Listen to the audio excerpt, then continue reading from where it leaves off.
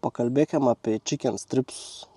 Chicken stripsa yra padangos dalis, katros mes nepalietam važiaudami. Ir, pavyzdžiui, matos, kad čia, pavyzdžiui, pas mane yra nepanaudota padangos dalis, katrą asfaltą praktiškai net nemačiusi. Tai ta dalis vadinasi chicken stripsas. O chicken stripsas vadinasi studija, nes reiškia, buvo bailys ir bijoja teik palyninti motociklą iš šono, kad paliestum ton padangos dalį.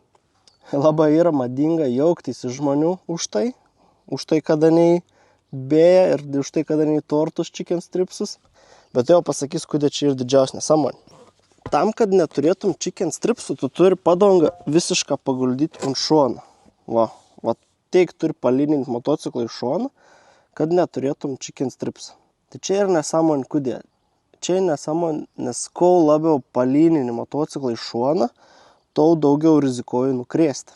Ir ypač iš chicken stripsų mėgstu jauktis tai, kad išvežę pradėjai važinėtis, dažniausiai per metą. Žinau, todėl, nes pats toks pat kliunkis buvau. Ir tipo, palyninau motociklą iki teik, jau esi rims bahurs.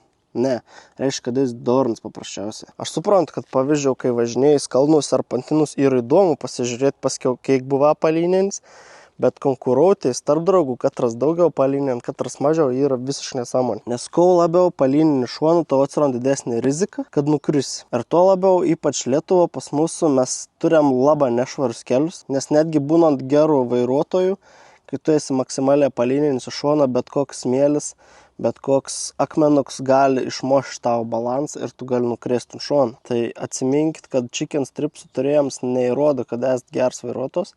Tai, kad esat gyvs dar, tas įrodo, kad esat geras motociklų vairuotojas. Dar vienas dalykas, kodėl chicken stripsa yra nesąmonė, nes pažįstu neveina. Katras prieš važiuodams į aikštelį, nuvara į kietą aikštelį kokį nors, prazulė naštunkį arba tiesiog ratų prasisukinė, kad biški nutrintų chicken stripsus. Ir dar esu net girdėjęs, kad kiti su švitriniu popieriu nulyginams. Tai tikrai nesistengit niekam nieką įrodyti, nes netai įrodo, ar jūs geras vairuotojas esate ar ne. Nes paskiau būn, kad bando žmonės įrodyti to, ko nėra, persisteng, nuėjo neišiam posūkiaus, nuėjo nukelį, krenti griovį, griovį suveik ap tramplins, išskrendi į orą, trenkasi kelio ženklą, perskrend tvorą, įkrent žmogų į keimą. True story. Geriau saugė negu mondrė, o tie pasakys.